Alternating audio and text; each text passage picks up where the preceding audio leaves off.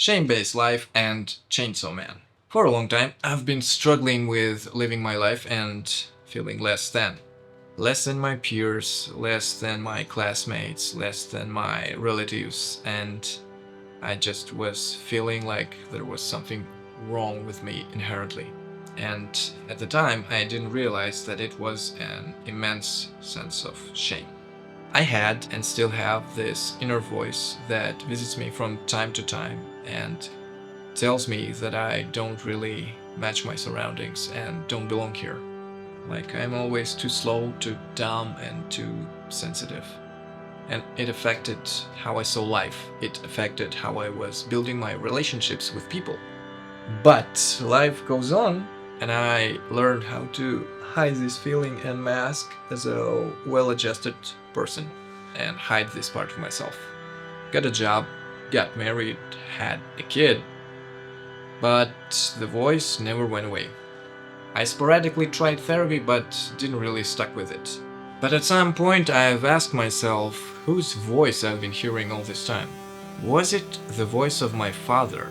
Or maybe it was the voice of my older brother, or even my best friend.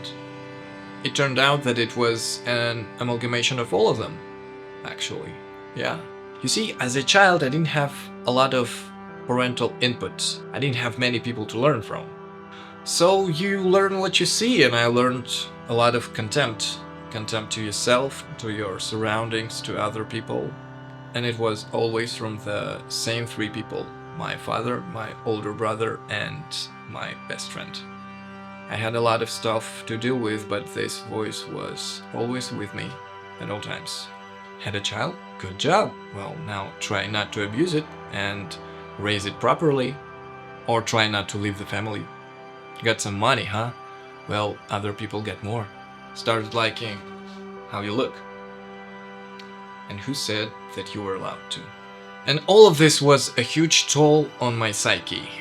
And I even started to think that it was a good thing that I had a daughter, because having a son would mean that I would repeat this cycle of scrutiny towards my child. I didn't really have enough trust in myself that I wouldn't do it. And then I watched Chainsaw Man, The Arc of Rezi. Denji, the protagonist of this anime, had an incredibly shitty life. He had an abusive father, he had an awful childhood, he was growing up in poverty, and everyone around him was taking advantage of him. He was down on his luck so bad that his only wishes were 3 meals a day and a place to sleep. I won't go and spoil it for you, but he met a girl who liked him, or so it seemed.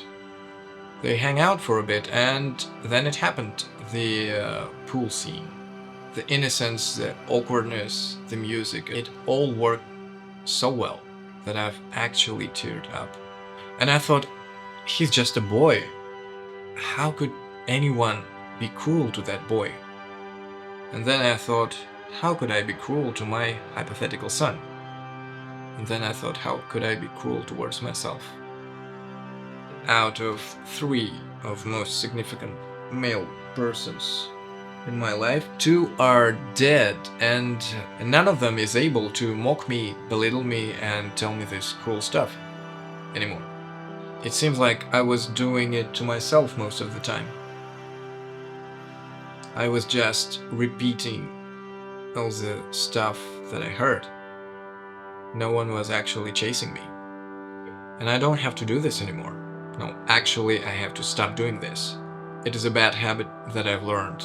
It allowed me to stay close to those who were dear to me at some point. But I have to unlearn this if I want to be a safe person, to be around for my family and for my child. I have to rethink the way I think about myself and life.